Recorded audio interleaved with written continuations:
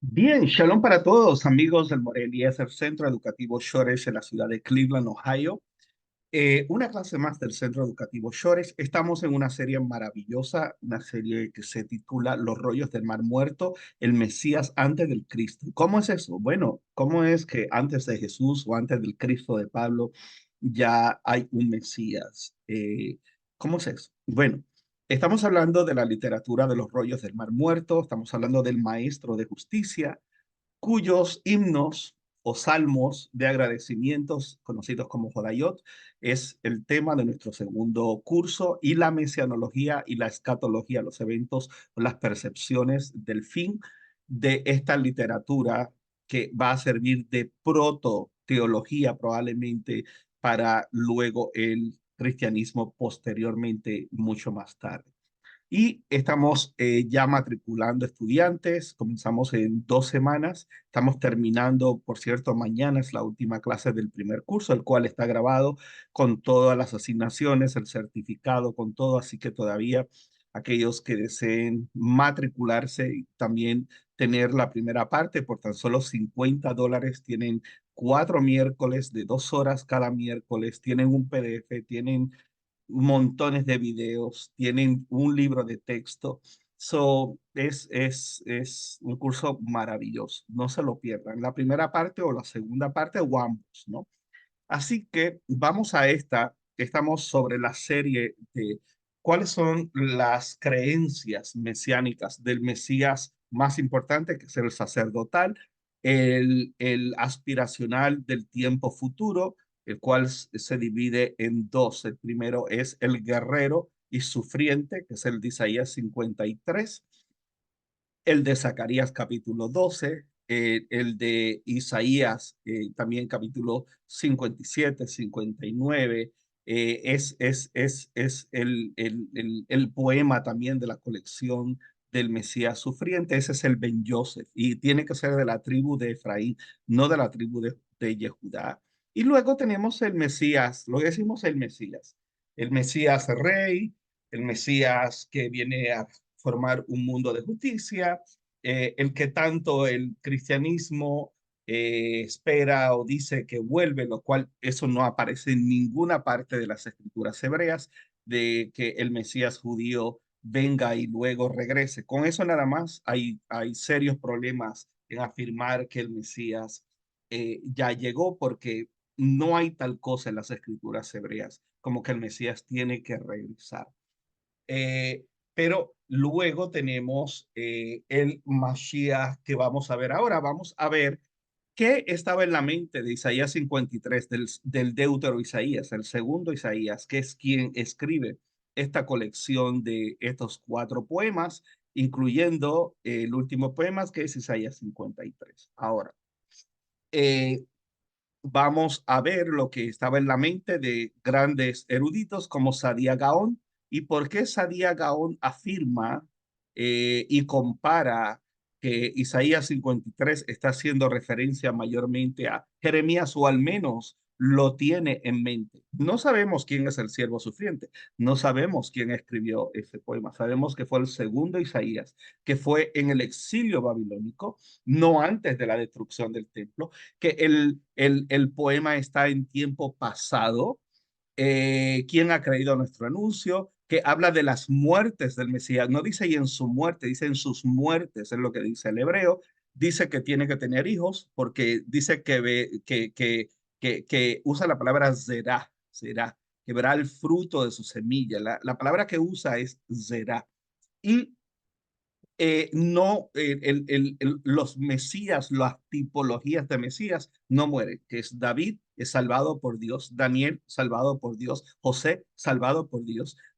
Josías es el único que es sufrido, y es al que se refiere Zacarías capítulo 12 cuando dice que lo llorarán y lo lamentarán como cuando se pierde a un hijo unigénito. Y ayer en el video segundo estuvimos hablando un poco de eso. Hoy vamos a abundar un poco más sobre eso. Vamos a la clase de hoy, vamos al video que va a estar buenísimo. Suscríbete, dale like y así nos ayudas para nosotros, o matriculándote en nuestros cursos, vas a tener tremendo certificado, vas a tener un PDF con todo el curso. Las clases están grabadas. Eh, pues, nuestra escuela tratamos de darle la mayor educación y el mayor material al menor precio posible para nosotros poder seguir cubriendo todos nuestros gastos de la escuela. Nosotros no vivimos de esto. Yo soy el Morel Eliezer, graduado de la Escuela Rabínica Hebrew College afuera de Boston, en el estado de Massachusetts, y el Centro Educativo Shores lleva 13 años y también produciendo material para comunidades emergentes en Costa Rica, en Colombia. Tenemos una base en Colombia y yo estoy en Cleveland, Ohio. Así que vamos a la clase de hoy y vamos a hablar de Jeremías, Josías y el Mashiach ben Yosef, parte 3. ¿Ok? Así que a eso es lo que vamos. Vamos a darle aquí el share y le damos aquí y ya estamos por comenzar. Así que esto es bien, pero que bien importante. Eso es. Aquí estamos. Vamos a ver cómo sale esto aquí. Le damos, listo. We're in business, right? Okay, so, Jeremías y el Mashiach ben Yosef, Isaías 53. Bueno, este se le llama el profeta de las calamidades, el profeta, el Naví llorón. Sadía Gaón, uno de los Gaonim, quien fue el gran rabino que escribe la primera obra judía de teología sistemática de la Edad Media, afirma en su interpretación que en su poema el siervo sufriente se refiere al sufrimiento del Naví Yirmiyahu o Jeremías, el profeta o portavoz Jeremías. Este es un punto digno de considerar por muchas razones que vamos a ver. Y este es otro buen ejemplo de cómo a nivel de Midrash, como estuvimos hablando en el video anterior, se expande el concepto Peshat, que es el concepto literal, lo que dice en contexto. ¿Qué dice? Bueno, que mi siervo Jacob, es que todas las naciones se habrán de maravillar. Israel, y lo dice claramente en los dos capítulos anteriores. Ese es el Peshat. El Peshat ok, tenemos una serie de poemas, todos altamente alegóricos y poéticos, pero habla de mi siervo Jacob y se está refiriendo a Israel, no a una persona que se llama Jacob. Lo mismo pasa con este capítulo 53. Este es otro buen punto de Peshat y Midrash, donde una figura profeta experimenta lo mismo que el sufrimiento del pueblo de Israel. Ayer lo vimos con el Ruth Rabá en un Midrash sobre Boaz, que le dice a Ruth, ven y come y moja tu mosto en vinagre y come, ¿no? Así que muy interesante la clase de ayer en ese sentido. Hoy vamos a verlo con el profeta Jeremías en ese sentido y vamos a ver por qué.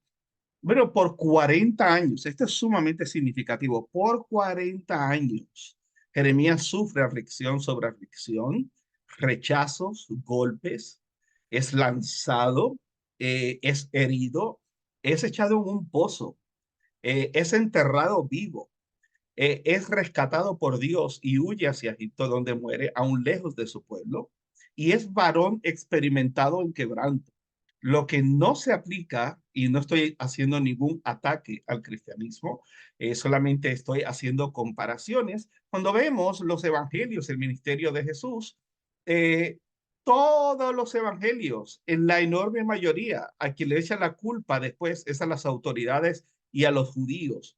Pero esto es algo contradictorio porque vemos que las multitudes lo seguían, que una vez se tuvo que poner en una barca, que había un hombre de baja estatura que quería que él fuera a la casa, se tuvo que trepar a un árbol porque había mucha gente, porque en una ocasión había a tanta gente que lo tuvieron que meter a un enfermo por el techo.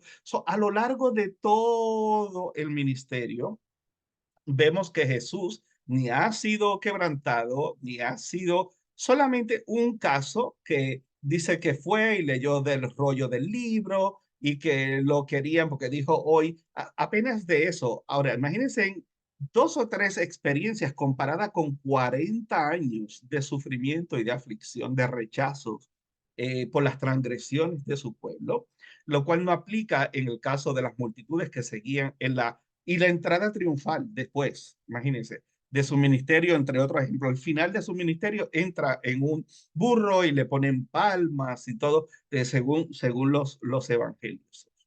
Y Jeremías jamás experimentó algo así. No fue rechazado por el pueblo y su lucha, si aceptamos los relatos del Evangelio, a pesar de su agenda que tienen los Evangelios, vemos que solo con algunos líderes fariseos, debido a que inclusive se menciona que muchos fariseos aún le siguieron, que mucha gente creyó en él. Bueno, y Juan en el Evangelio pone a una persona influyente, el Sanedrín, que se encuentra de él de noche. La razón no hace mucho sentido, porque tampoco era que si alguien andaba con Jesús, eso realmente históricamente eso no era así. So, Jeremías experimentado en quebranto. El sufrimiento de Jeremías fue causado por las transgresiones de su propia gente, por no creer en su mensaje tan carente de popularidad política y espiritual. Su cuerpo fue encarcelado, especialmente sus manos y sus pies, lo cual nunca sucedió con Yeshua durante su ministerio tan corto.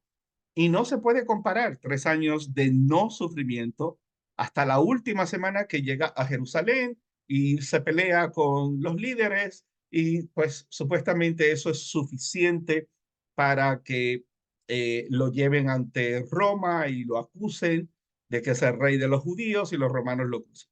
Bueno, de acuerdo con Sadia Gaón, cuando Isaías afirma, él cargó el pecado de muchos e intercedió por los transgresores, él lo interpreta como que se refiere a Jeremías. Interceder a pesar de que lo enterraron vivo, lo golpearon y lo exiliaron. Y fue Jeremías quien dice estas palabras: se da mal por bien para que hayan cavado hoyo a mi alma.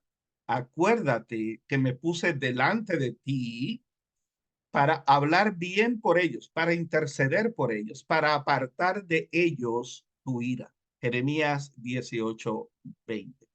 Ahora, ¿qué tiene que ver Jeremías con todo este pasaje? Ya lo explicamos en, lo explicamos en histórica, cronológicamente, en la clase anterior. En la clase anterior hicimos algo por aquí, debía a lo mejor poner una tabla o algo más. Y es que aquí tenemos Isaías, el hijo de Amós. Ya esto lo he hecho en los otros videos. Hijo de Amós, Ben Amós.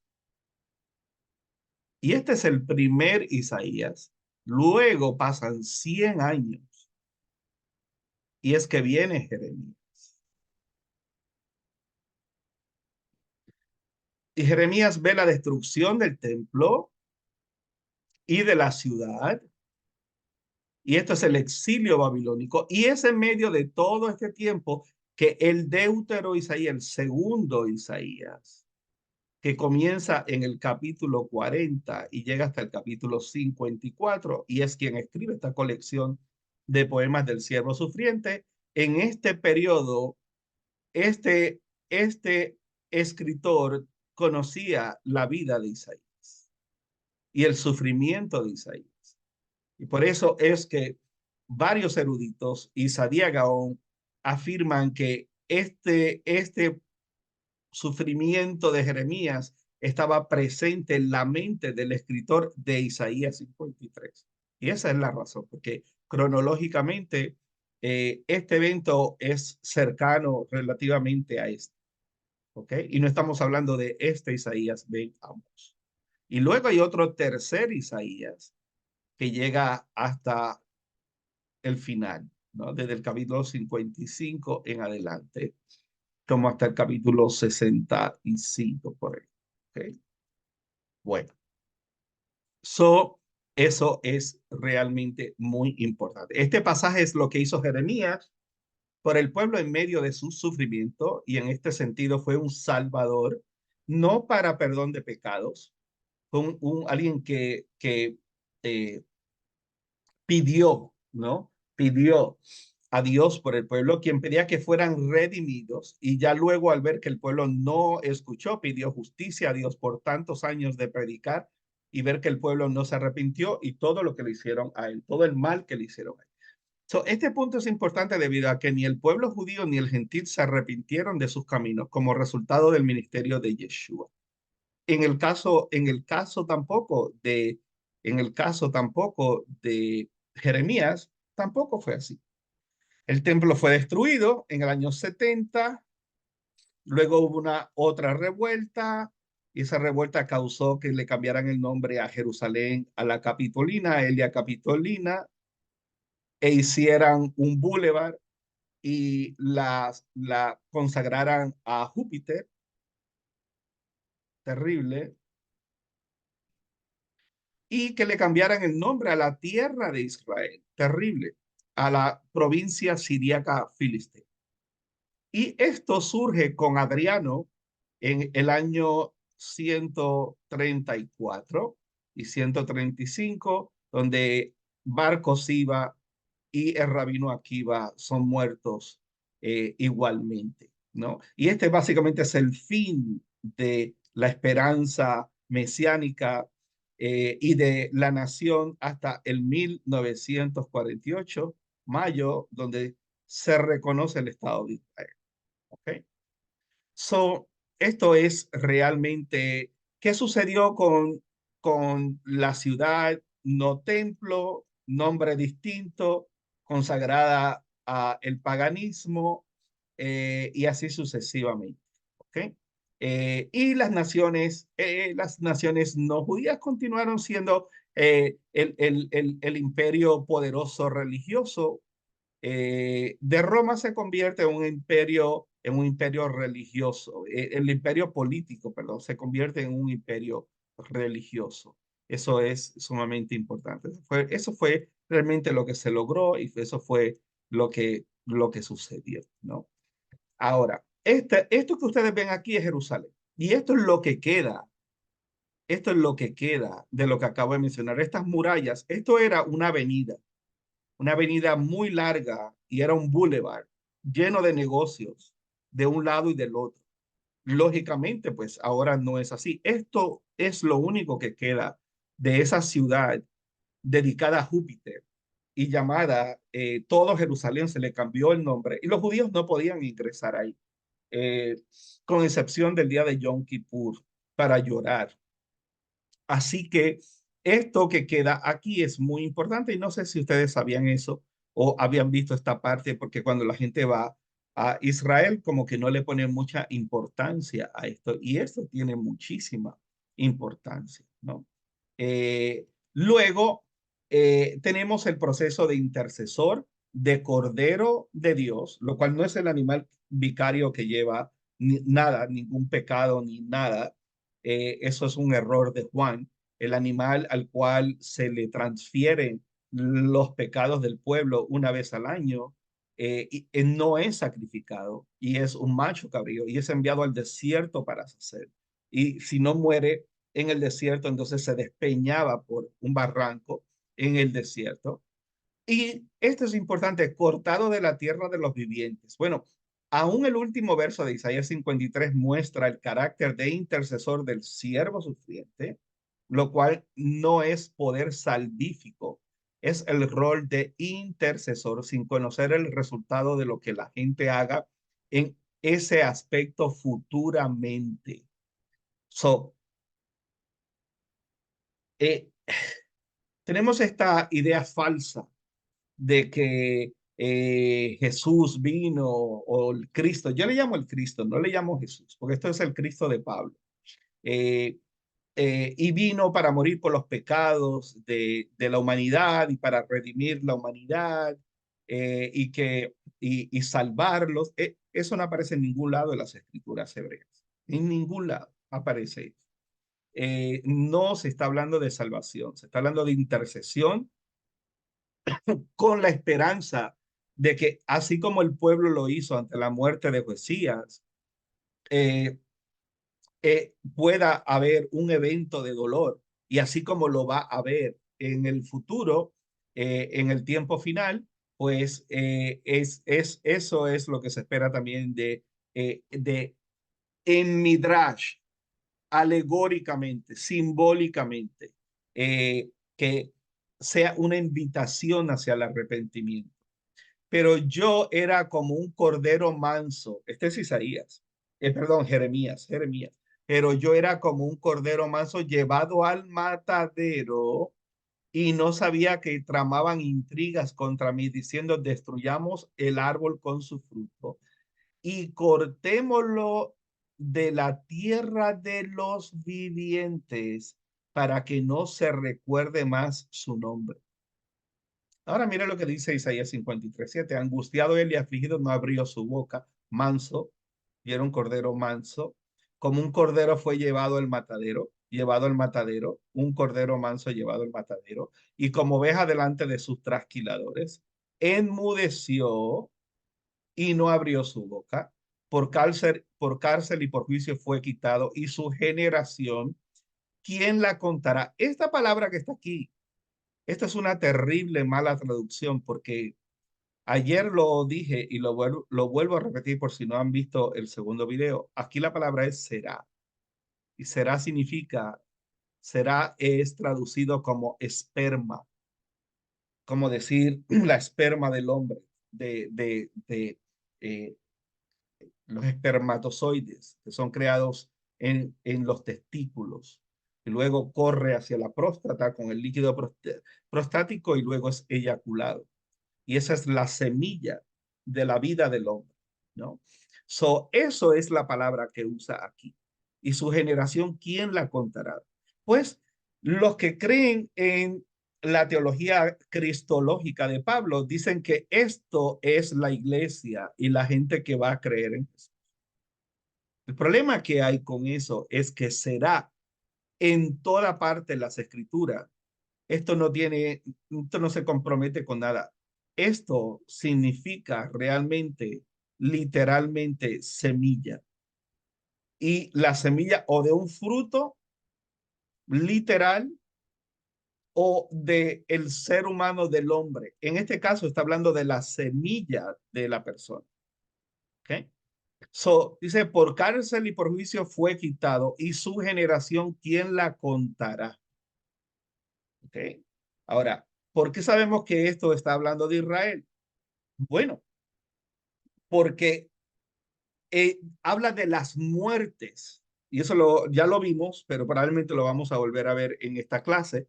Dice que y en sus muertes, no dice y en su muerte. Está hablando, y una persona no muere una sola vez, una persona, perdón, no muere más de una sola vez. Es una sola vez la que vive. Porque fue cortado de la tierra de los vivientes y por la rebelión de mi pueblo fue herido. Son otras palabras, este siervo sufriente es herido y muere. Sin embargo, como vamos a ver más adelante, ni David murió, que es tipología mesiánica, ni José o Joseph, el Mesías el sufriente, no sufrió, y fue abatido y fue vendido por sus hermanos, pero fue igualmente salvado por Dios. ¿Ok? Esto es muy importante. Esto se parece también más a lo que hablamos de Josías, que es el guerrero, el Mesías guerrero, que es herido y luego el pueblo lo llora. ¿Ok? Fue porque fue cortado de la tierra de los vivientes y por la rebelión de mi pueblo fue herido, igual que Jeremías. ¿Ok? Esto es importante. Es muy claro que el autor de Isaías 53, debido a esta colección, se encuentra en el de Isaías o segundo Isaías en el exilio babilónico y tenía en mente lo que dijo y vivió el profeta Jeremías. Así que eso es muy, pero que muy importante. Ahora, ¿qué trajo? ¿Qué trajo o qué ha traído la figura del Mesías si decimos que es el Cristo de Pablo? Pues dolor y odio hacia los judíos. La teología del reemplazo trajo el Fiscus Judaicus, trajo la Santa Inquisición, trajo las cruzadas. Eso es lo que ha traído. No ha sido de bendición para la nación de Israel. Y todos estos pasajes que vamos a ver son para la bendición de Israel, no para los gentiles. Los gentiles, como dije ayer, siempre, es igual que el fariseísmo. El fariseísmo siempre ha dicho, los rabinos siempre han dicho que los justos de entre las naciones tienen un lugar en el mundo venidero. Y aún para este tiempo en particular, siempre vemos lo que se llama los justos a la puerta, los justos de las naciones a la puerta. Inclusive en el templo había un atrio para los gentiles. ¿Por qué? Porque el Mesías no viene a traer la salvación del alma, lo que viene es a traer acceso, justicia a las naciones, no salvación del alma. Eh, las personas escogen, lo que tienen es que conocer. ¿Cuál fue la función de, si tomamos en forma literal a Jonás? ¿Cuál fue la función de Jonás ir a Nínive? ¿Mm? A pesar que sabemos que el libro fue escrito para combatir el prejuicio contra las naciones. ¿Predicaba Jesús o Yeshua la salvación de las naciones? No. Al contrario, a la mujer serofenicia le dice, no se le quita la comida a los hijos para echárselo a los perros. Ella contesta, pero aún de las migajas que caen de la mesa, los perrillos comen. ¿Mm? Por tierra de gentiles no vayáis. Eh, yo he venido a las ovejas perdidas de la casa de Israel. So, es un lenguaje muy distinto y es un propósito muy distinto al que Pablo después establece. ¿Okay? So, ¿por qué? Bueno, porque había acceso a acercarse al Dios de Israel. No había que hacerse judío. Inclusive aún aquellos que creyeron en Jesús en el concilio del año 50 en Hechos 15, era que guardaran, se abstuvieran de sangre. Se abstuvieran de sangre y sin embargo, la cristología dice que hay que tomar, hay que comer el cuerpo de Cristo y tomarse la sangre, y que la sangre de Cristo tiene poder. Eso es mitraísmo. Esas son las influencias helenas y de cultos paganos que entraron y se mezclan con la cristología. No hay absolutamente nada en las escrituras hebreas que digan que el derramamiento de sangre es lo que quita el pecado y la culpa. No, no. Inclusive las comunidades esenias no, eran sacerdotes y creían que el sacerdocio y el templo era completamente corrupto y ellos decían que los sacrificios no eran. David no hizo ningún sacrificio. Lo que dijo es, contra ti he pecado y he hecho lo malo delante de ti. Crea en mí, oh Dios, un corazón recto, de nuevo un espíritu recto dentro de mí. Viduí, la confesión y Shuvah, el retorno a Dios y el no volverlo a hacer. Eso es lo que siempre las escrituras hebreas han dicho. ¿De dónde salen todas estas ideas posteriores? Por otra parte, si nos tornamos profundamente exegéticos, lo que se debe proclamar es que si el Mashiach ben Yosef es una prefiguración del Mashiach en su rol sufriente, entonces el Mashiach que haya de venir, quien ha de experimentar lo que el profeta sufrió, Mashiach ben Yosef, y vivió y ha de cumplir un rol similar, el, el de llevar por medio de su sufrimiento al pueblo hacia considerar arrepentimiento, no una carga vicaria, no que él va a salvar, sino es que por el dolor del pueblo al ver a su rey herido, al ver a su guerrero herido en batalla por el pueblo, eso los lleva al arrepentimiento y prepara el camino para el Mashiach ben David, para que entonces ahora hay un pueblo arrepentido que ya lo vimos en Zacarías y lo vimos como Pablo lo distorsiona, ¿no? Cuando dice que haré un pacto con ellos porque quitaré y quitaré la iniquidad. No, Dios no puede quitar ninguna iniquidad. Dios invita, pero no se sabe quién se va a arrepentir y quién no se va a arrepentir. Como dijimos ayer, en este monte pongo que la maldición, en este pongo la bendición, y ustedes escogen, si escoge la vida, vive, si escoge la muerte. Como dijimos también ayer, Dios le dice a Caín, ¿por qué se demuda tu rostro? Porque estás así.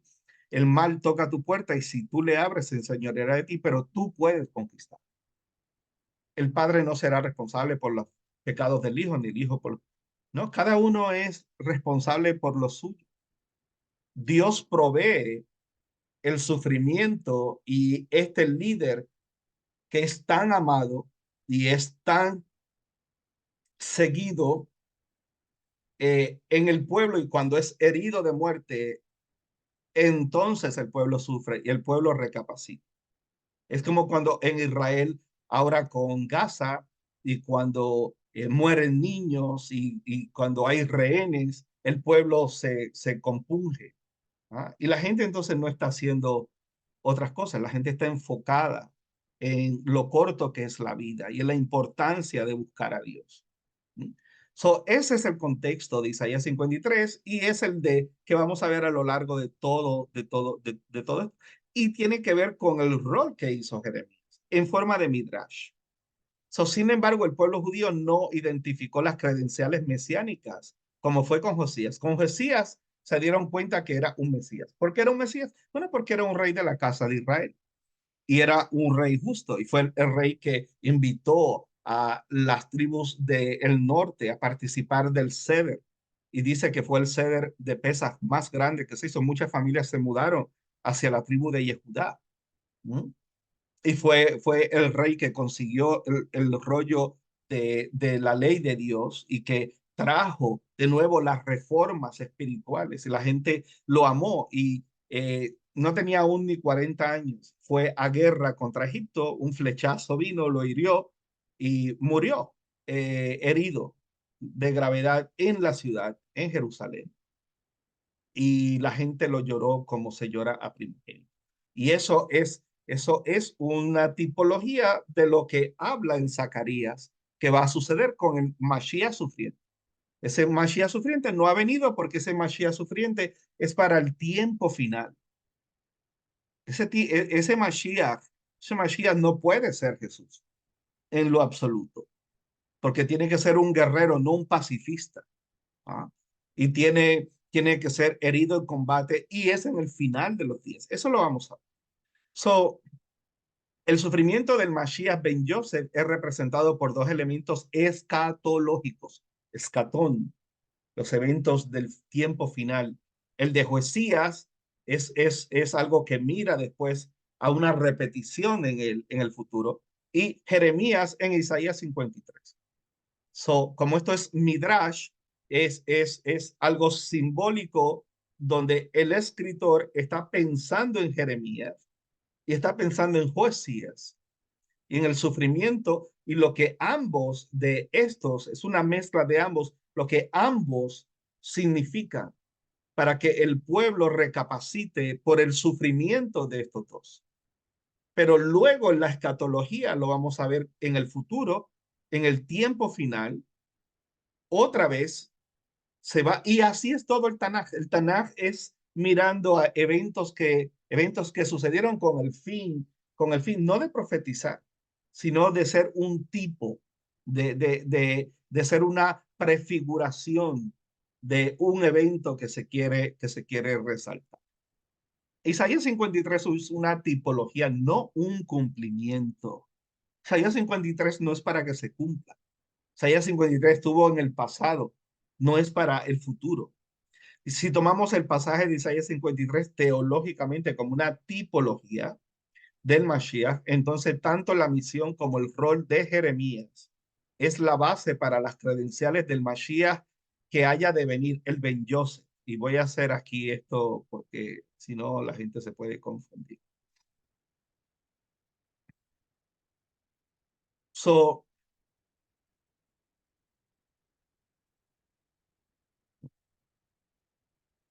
aquí tenemos que si tomamos el sufrimiento de este poema como una tipología del Mashiach, entonces tanto la misión es que por el sufrimiento el pueblo se arrepienta, no es traer salvación. Como el rol sufriente de Jeremías es la base para el de Joseph, el que ha de venir, el guerrero.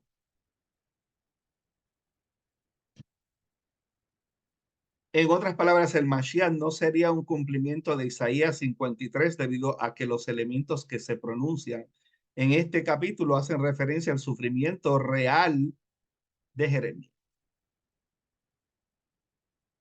No se está diciendo que Jeremías es el Mesías. Y tampoco se está, en otras palabras, diciendo que, que Jeremías es del todo el Mesías que ha de venir, porque Jeremías no era guerrero.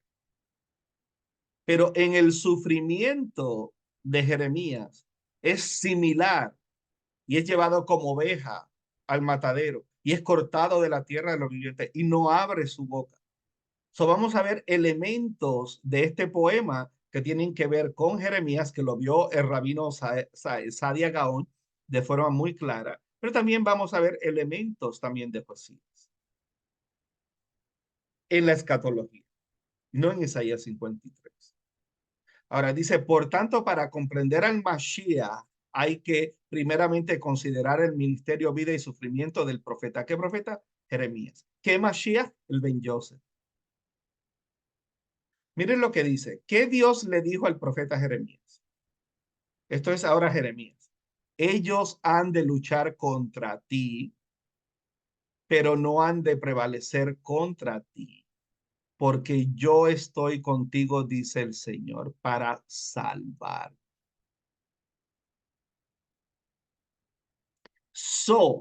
Si el profeta Jeremías es un tipo, es un tipo de Isaías 53,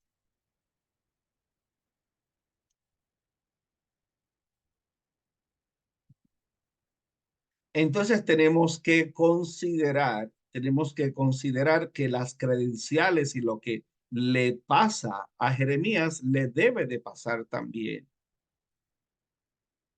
al Mesías sufriente, junto con, junto con algo de Mesías. ¿Por qué? Porque todos están, y es que el Midrash toma de un lado y toma del otro elementos de uno, elementos del otro para construir una unidad. ¿Okay? Por ende, si Jeremías es sombra del Mesías, en caso de asumir que Isaías habla de las credenciales del Mashiach, lo cual vemos que no se refiere al Mashiach en el sentido literal. ¿Por qué no se refiere al Mashiach? Porque está hablando de sus muertes, no está hablando de la muerte. Está hablando del Peshat, y el Peshat sabemos que es mi siervo Jacob. Y eso es lo que la cristología no comprende, que quieren violentar lo que realmente dice la escritura, mi siervo Jacob, Israel, mi ungido, mi hijo, pero quieren que el poema que habla en Isaías 53, que se refiere también al dolor de Jeremías, para que el que lo lea entienda que el Israel, que es un símbolo mesiánico, pero no de un Mesías, de una persona, es una tipología, es una referencia, no es un cumplimiento. Y ese es el grave error. ¿Por qué sabemos que no se puede referir a un hombre? Porque está hablando de sus muertes, que no se puede referir a Jesús porque está hablando de su semilla, que no puede referirse a Jesús porque Jesús no fue rechazado. Esa es la mentira más grande que, que nos han hecho creer. Tú tienes un ministerio de un 100% y en un 95% el pueblo te pone palmas, te dice, sálvanos ahora, Hoshana, bendito el que viene, si es que tomamos los evangelios como confiables, que eso es otro asunto. Y tenemos un 5% de que se proclama ser rey y el hijo de Dios y es llevado a los romanos y lo crucifican en una cruz, algo así, porque así eran las cruces, forma de T, y lo crucifican, y aquí para que se siente,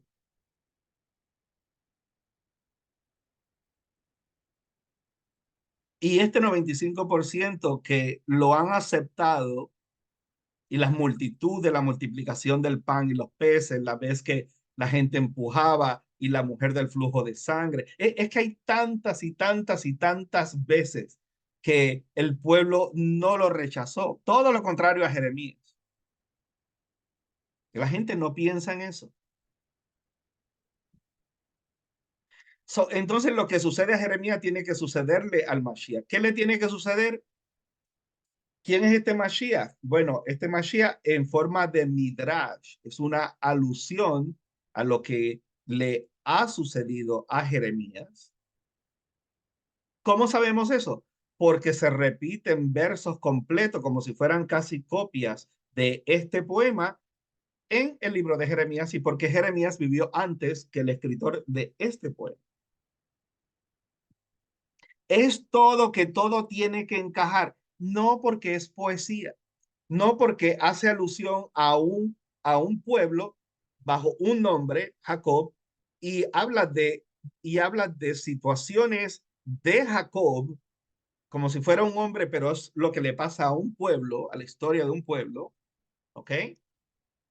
A la misma vez hace alusión de un profeta que sufrió, que sufrió y que se repite elementos de ese profeta aquí. Y el poema está en pasado y está haciendo referencia a los sufrimientos de alguien más. Pero cuando decimos una prefiguración o una tipología, lo que estamos diciendo es que también cuando unimos este pasaje y lo unimos a la parte escatológica en el futuro, vamos a encontrar como unos 5 a 7 versos donde del Mesías que hablan no es del Mesías de la casa de David, habla de este de Efraín, el Mesías Ben Yosef. Y ese lo vamos a seguir viendo para poder hacer sentido de esto. ¿Okay? ¿Qué le pasa a este Mesías llamado Israel y en forma figurativa Ben Yosef? ¿Qué le sucede a este Mesías sufriente? Bueno, pues le pasa lo que le pasa al pueblo de Israel en su dolor, en su rechazo. Ah, pero es que eso no hace sentido porque el pueblo de Israel es el que comete las transgresiones. Sí, eso es muy cierto, pero las comete, por eso es que es un lenguaje figurado, porque tenemos que el siervo sufriente sufre como nación, sufre, right? Pero también entonces tenemos a un profeta que es mencionado ahí, el cual sufre por las transgresiones del mismo pueblo que representa. La pregunta sería, y eso es lo que confunde a mucha gente, dice, pero ¿cómo? Si es una cosa no puede ser la otra. Sí, porque son tipologías y no está hablando todo de un solo elemento. Está haciendo citas directas de Jeremías en forma poética para para mostrar la relación dañada y en momentos también de redención y cómo Israel ha reaccionado en esos momentos, momentos donde se ha olvidado de Dios, se consigue el rollo de la ley de Moisés, este rey hace una reforma espiritual, pero es herido de muerte y sufre. Se le llama el Mesías Ben Yosef. E Isaías 53, de forma alegorizada, cumple las mismas o similares tipologías de Josías y también de Jeremías. ¿Cómo así? ¿Cómo así? Y a la misma vez Israel.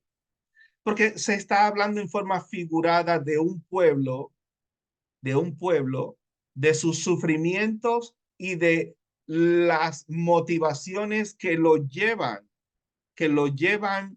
a ser admirado por las naciones, porque así es que comienza esta colección de poemas, momentos de crisis, momentos de arrepentimiento por medio del dolor y el sufrimiento. Y es exactamente lo que estamos viendo hoy en Gaza. Israel estaba peleado, todos los partidos políticos peleados, bajaron la guardia, viene este ataque que ha sido el más terrible después del holocausto en Gaza, y ahora la gente, la energía que estaban usando para pelear, la están poniendo para rezar por los rehenes, por los que han muerto, los entierros, la gente está yendo cada vez que aparecen soldados muertos, niños, mujeres violadas. Y esa ha sido la historia de Israel. Ese ha sido por lo que dijimos, que esto no se trata de salvación, se trata de el mejor, el primogénito de Dios. Y como hijo, hay momentos que la relación está bien y hay momentos que la relación está mal, está dañada. Y es por medio de la disciplina, por medio del sufrimiento, por medio de recapacitar, por medio del dolor. Todo esto son tipologías y a lo mejor lo vamos a entender un poco mejor cuando vayamos a los próximos pasajes. Y vamos a ver de dónde sale este concepto del Mashiach ben Yosef.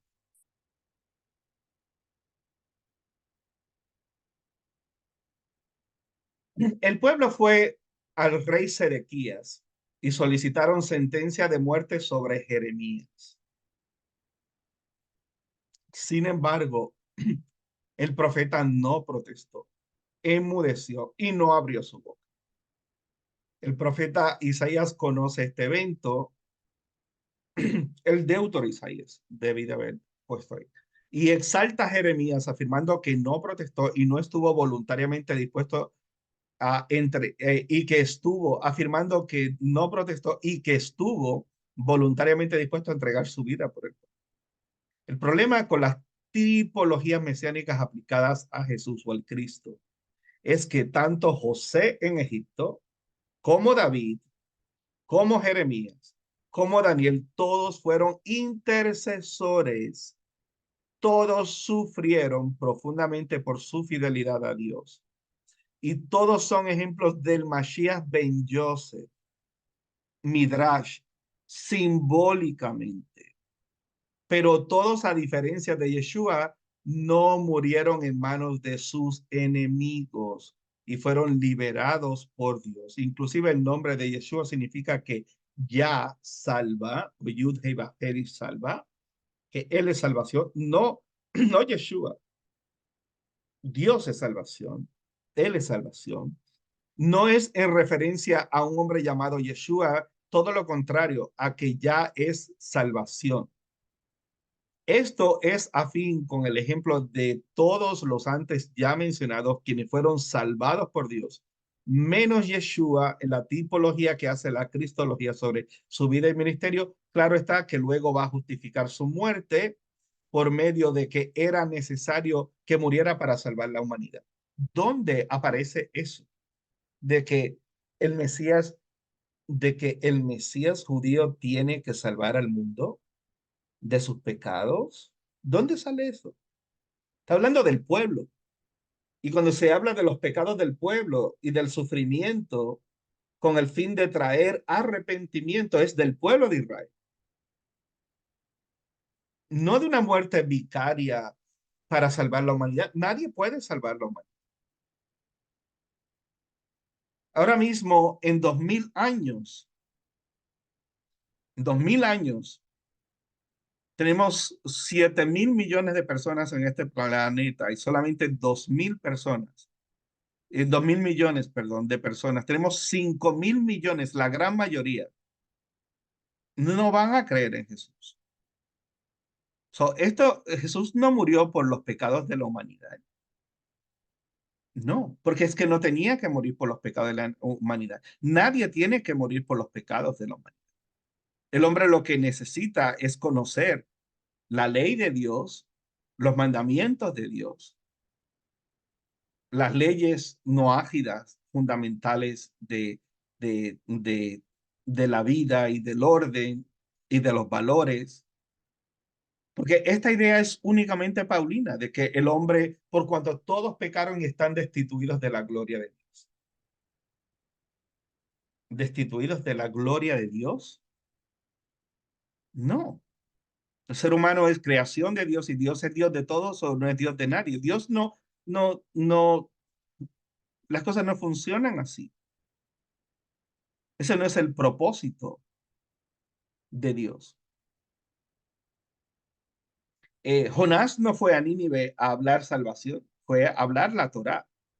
Y el pueblo, y cuando el pueblo mismo, aún conociendo la Torá, decide no guardarla, si mi pueblo se arrepintiera y me invocara y por el cual mi nombre es llamado y se arrepintieran de sus malos caminos, entonces yo sanaré su tierra. Es una relación. Bueno,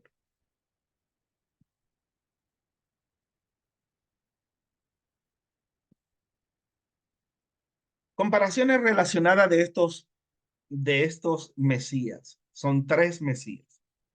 El Tanaj repudia la idea de que un hombre sea divino. Eso lo vemos en Isaías. El mismo Isaías, el deutero Isaías que escribe Isaías 53, es el mismo que dice, hey, sepan hoy que yo soy Dios arriba en el cielo, fuera de mí no hay nadie, no hay quien salve. El Mesías no es divino, el Mesías no es Dios. Ese asunto, eso vino muchísimo después. El Señor le dijo a mi Señor, siéntate a mi diestra hasta que ponga tu reino. El rey era una tipología, era un simbolismo de una representación del verdadero rey. No como las demás naciones que el rey era superior y era un dios para los egipcios. Era el hijo de Ra. No, es todo lo contrario. Dios le dijo, le voy a dar un rey, pero que no sea como las naciones y que gobierne en justicia. Ese es el rol del Mesías Ben David. Y el rol del Mashiach Ben Yosef es ser herido y sufrir, igual que Isaías 53, con el fin de que la gente llore, recapacite, se arrepienta, se vuelvan a Dios, los que quieran. Ese es el mismo autor que escribe Isaías 50. El Tanar repudia la idea de que se hagan sacrificios humanos, especialmente la muerte de los hijos por parte de los padres. En Timoteo se afirma que Dios no muere, que es inmortal. No se puede matar a Dios. Y si Dios no murió en la cruz, entonces igualmente la cristología está errada. Ese fue el problema de los docetistas y los antidocetistas, donde estos fueron cristianos, ¿no? Y eran grupos y decían, bueno, ¿quién murió en la cruz? Ah, murió Dios. Ah, entonces el hombre creado puede matar a Dios. El otro repostaba y decía, no, eso no es así. El hombre no puede matar a Dios, sino que cuando dijo consumado es, Padre, en tu mano encomiendo mi espíritu, la parte divina en Jesús salió y murió el hombre. Luego los otros decían, ah, bueno, si eso es así, entonces estamos mal, porque murió otro ser humano más y Dios no murió por nuestros pecados. Y ese es el problema de la cristología. Ese juego de palabras, como si ese fuera el propósito original de, de los Mashiach. Y no lo es. ¿Okay? Solamente el Evangelio de Lucas nos presenta un cuadro como el de Isaías 53 y el que vimos con Jeremías. Lucas es el único libro en la Biblia del Nuevo Testamento que no acepta o promueve la muerte vicaria, que Dios murió por los pecados del ser humano. Me refiero a Jesús o Yeshua.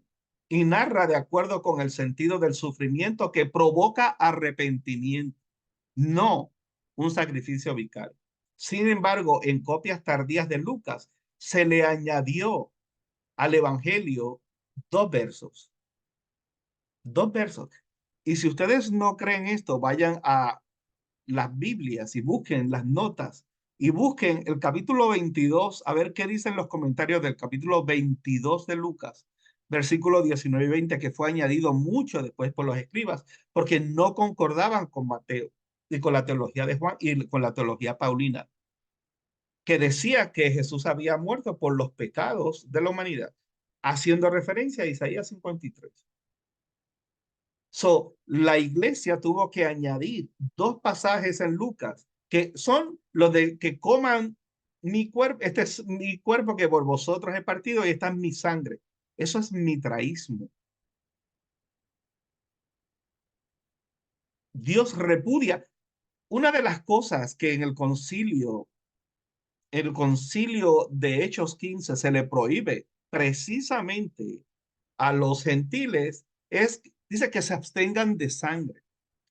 Entonces, si dicen se abstengan de sangre, ¿cómo es posible que hasta hace 500 años que es que existe el protestantismo, el cristianismo se haya fundamentado completo en el sacrificio vicario, en el derramamiento de sangre y de que literalmente aún hoy en gran parte del cristianismo se coma el cuerpo de Cristo y que en la transubstanciación se convierta en la sangre de Cristo y que participemos de la sangre de Cristo?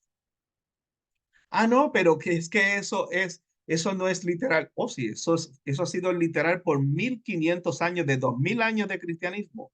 Por 1500 años después fue que vino la idea con el protestantismo que la doctrina de la transubstanciación no era así y que eso no era literal. Pero la Iglesia Católica, entre otros, cuando hacen todo el ritual, se hace la transubstanciación. Y se enseña como que literalmente se está comiendo el cuerpo y la sangre de Cristo para salud, porque que la sangre tiene poder. Que no, señores, eso jamás, eso Dios aborrece eso. Y todo lo que tenga que ver con sangre. Y se deben de abstener de consumir sangre.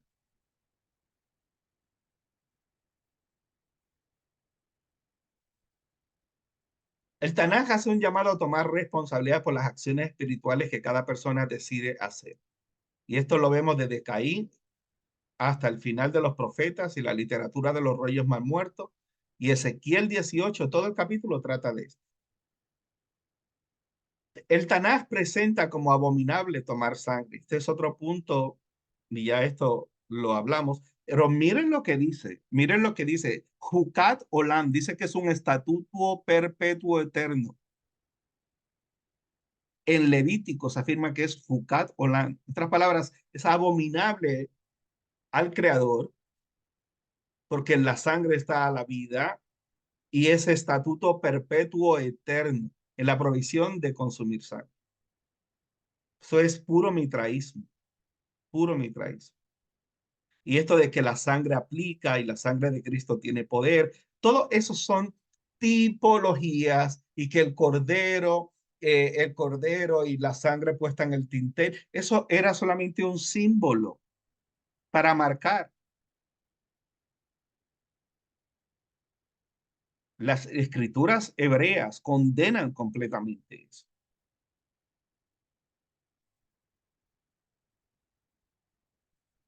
El Tanaj es claro que Dios es quien perdona los pecados de David y de todo el mundo, sana sus dolencias, rescata del hoyo su vida, corona de favores y misericordia. A un corazón contrito y humillado no desprecias tú, oh Dios. Por los pecados, dice que por los pecados intencionales no hay ningún sacrificio. El sacrificio no era para perdonar pecados. El sacrificio era para traer lo mismo, conciencia de un acto, de que un animal eh, eh, eh, limpio y un animalito que no tiene culpa, que cuando actuamos somos responsables de nuestros actos. Era un recordatorio. La sangre del animal no podía hacer nada.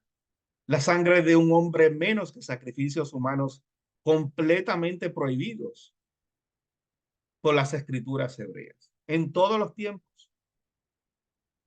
El Tanaj establece que el macho cabrío que llevaba las transgresiones del pueblo no era sacrificado, era llevado al desierto para hacer.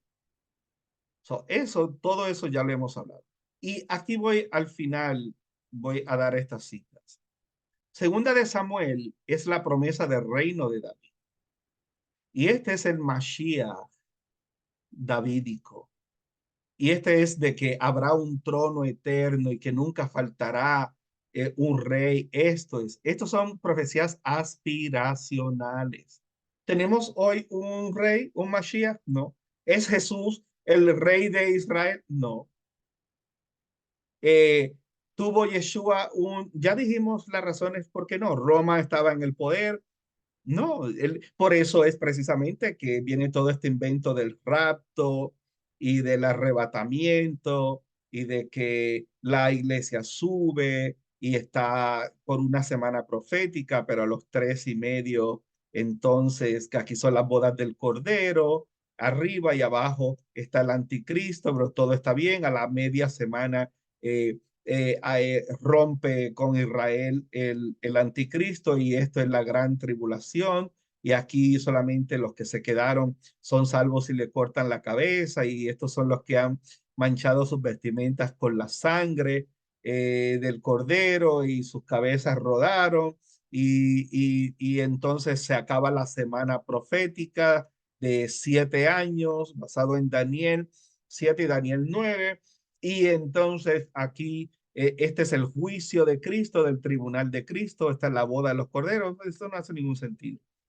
La iglesia sube, la gente aquí está sufriendo, los cristianos que se quedaron, todo aquí es por muerte, todo esto es dolor. Aquí hay 3 elementos, está la bestia, el falso profeta y la serpiente antigua, el anticristo, la serpiente y el falso profeta. Eh, Aquí entonces ahora viene Cristo otra vez, el Cristo que había venido por acá 2000 años y se había tardado en venir y entonces aquí viene con millares y millares y centenares de ángeles y con el espíritu su boca mata al falso profeta, la bestia y al diablo entonces, lo encadena acá abajo por 1000 años. Wow. Y luego se vive en paz y Cristo reina y todo es lindo, que es este Mashiach ben David, de acuerdo a ellos. Eh, y entonces surge algo tan increíble. Y es que el diablito se le suelta o lo sueltan. Yo no sé qué es lo que pasa, pero el diablo suelto y revoluciona toda la paz y el mundo. Y entonces viene Gog y Magog. Gog y Magog. Y vienen las naciones contra Israel y entonces uno dice, wow, pero ¿qué es esto? Entonces viene el Mesías que está aquí, el Mesías que es de David, que ha estado reinando por 1000 años, entonces pelea contra Gog y Magog y le gana a Gog y Magog y todos los que mueren, esa es la muerte segunda y son echados al lago de fuego y azufre y el problema es que entonces aquí, después de Gog y Magog, para que venga cielo nuevo y tierra nueva y la gran Jerusalén descienda del cielo, la iglesia y todos los que han sido reinados aquí, salvo, eso no lo explica, pero de alguna forma tienen que volver a subir porque dice Pedro que todo el mundo, todos los elementos serán purificados por fuego. Y entonces después cuando hay cielo nuevo y tierra nueva y hay un universo nuevo, hay un planeta nuevo, entonces desciende del cielo de los que habían subido, que primero habían subido cuando vino el rapto, después bajaron, después volvieron a subir. Oh my goodness.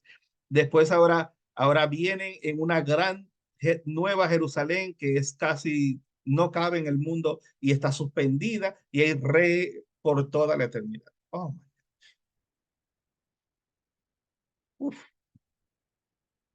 En el judaísmo no hay nada de esto y ellos están usando las escrituras nuestras para hacer todo este complejo, todo este asunto.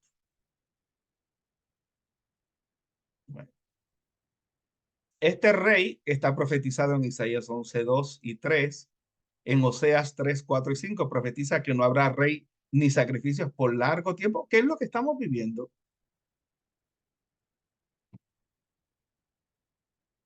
Eso es imposible porque no puede faltar el rey y Jesús es el rey, Yeshua es el rey y está en el cielo a la diestra del Padre intercediendo porque es sacerdote según el orden de Melquisedec, es rey y a la misma vez, señores,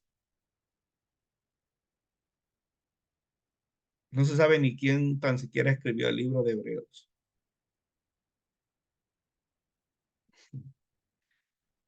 El judaísmo, para que tengan una idea, el judaísmo del segundo templo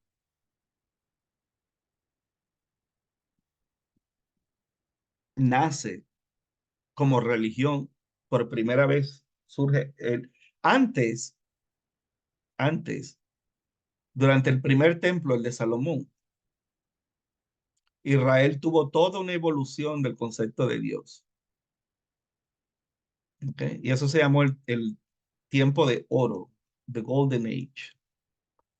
Y luego, cuando se divide el reino en dos, la nación en dos, luego viene el tiempo de los profetas preexilio, luego viene el exilio y el judaísmo como religión,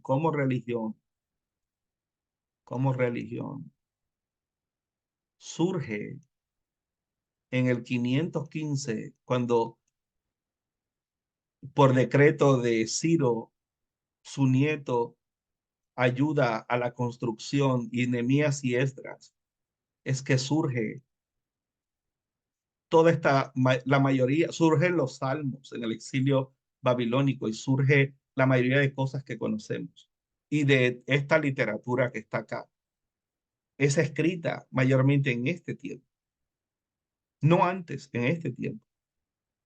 Y estas son profecías aspiracionales fundamentadas en la idea de que el trono de David pues ya no existía. El último fue Zorobabel, quien construye un templo junto con el tiempo que es un poco posterior, que es Esdras y Nehemías, el cual Herodes va a expandir, el cual es este segundo templo destruido en el año 70 de nuestra era por el general Tito. Y luego aquí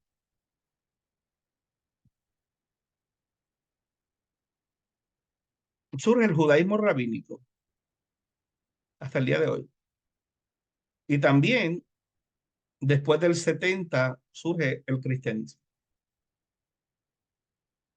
el cual se oficializa por ahí en el 312, 323 de nuestra era. ¿Okay? Desde el 70 en adelante, y aquí lo que hubo fue una corrupción terrible, aquí, con sacrificios a Zeus. Estamos hablando del tiempo de los asmoneos, de los macabeos, estamos hablando todo ese tiempo, Hircano, Aneo, Melena, Meleneo, Jason, todo Roma toma control. Y tenemos por aquí a Jesús.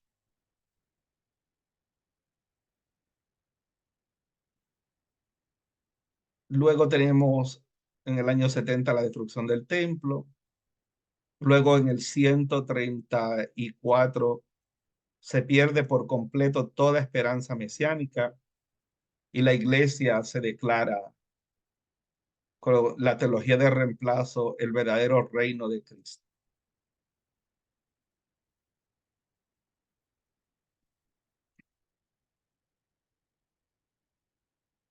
Oseas había profetizado que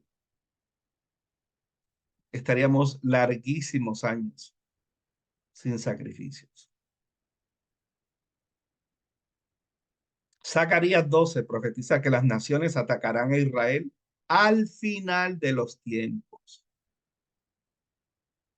que es lo que luego se une y es explicado en Ezequiel Ezequiel 36, 37, 37 es el nacimiento de la nación de Israel, los huesos secos. 38 y 39 es la batalla de las naciones que van a atacar a Jerusalén. Se llama Gog y Magog, que es esto que está aquí. Y esto es lo que se espera. Y Zacarías 14, todos los enemigos de Israel y de Dios son destruidos. Zacarías 14, Zacarías del 12 en adelante, básicamente lo que habla es lo que pasa con el Mesías guerrero que viene a pelear contra estas naciones que atacan a Jerusalén, Gog y Magog. Ese es el Mesías simbólico en Midrash de Isaías 53, el que sufre y por su muerte el pueblo se arrepiente, lo cual ya estaba profetizado en Zacarías. Dice que vendrá un libertador a Sión y habla de que los que se tornen de su mal camino, pues serán salvos. Esto es muy importante y eso lo hablamos en el de ayer. Zacarías 14, todos los enemigos de Israel y de Dios son destruidos. Eso va a pasar después de Gog y Magog. Zacarías 12, 10 y 11 dice que los días finales se llorará por el Mesías Ben Yosef. ¿Cuál? Bueno, el guerrero, no el que viene a reinar, no el de Yehudá y el de la casa de David, no el que todavía no se ha cumplido en el cristianismo, que están esperando que venga a matar a la bestia, el falso profeta, y todas esas cosas las sacan mezclando parte de Daniel con Apocalipsis. Nada de eso está en las escrituras. Y dice que se llorará como se lloró a Josías en el valle de Megiddo, Armagedón, en el Har Megiddo. Y por eso es que Juan en Apocalipsis dice que todo esto va a pasar en Armegiddo. ¿Por qué? Porque Gog y Magog, el escritor de Juan, sabe lo que sucedió ahí. ¿Dónde está eso? En Segunda de Crónicas 35, 22 al 25. Entonces que lo están reinterpretando y acomodando a la cristología. Y por eso es que todo esto es un complejo y nada de esto es así. Y esto tiene montones de teorías que ni el mismo cristianismo se las cree. Los amileniaristas, los mileniaristas, los que creen que la iglesia va a pasar por la gran tribulación, los que creen que va a haber parcialmente la gran tribulación y aquí es que viene Cristo a la mitad cuando el anticristo traiciona a Israel. ¿De dónde sacan todo esto? Apocalipsis. Nada de eso está, eso no tiene que ver nada con Daniel, pero lo mezclan con Daniel. En el curso que estamos dando, estuvimos hablando un poco sobre Onías 3 y Antíoco Epífanes y la abominación desoladora. Ese es el contexto de Daniel. No mezclarlo con... Y este guerrero militar es un título de Mashiach, no es el Mashiach de David, es un título que prepara el camino para la única forma que venga el Mesías Ben David es que tiene que haber paz en el mundo y los enemigos de Dios y de Israel tienen que ser vencidos. Lo voy a dejar aquí porque tenemos otra parte más y esto es muy largo. Así que muchas gracias por escucharnos y eh, yo sé que es complejo y que hay que ver los versos y entender esto un poco más. Vamos a hablar del Mesías sacerdotal en la próxima clase. eh, y le invitamos para que se matriculen en este maravilloso curso. Van a tener toda esta información, van a entender esto paso a paso. ¿Okay? Estoy tratando de compactar todo en un solo video. Un abrazo para cada uno de ustedes. El Moreliezer Centro Educativo Shoresh en la ciudad de Cleveland, Ohio. por favor suscribirse, darle like a el video. Hasta la próxima.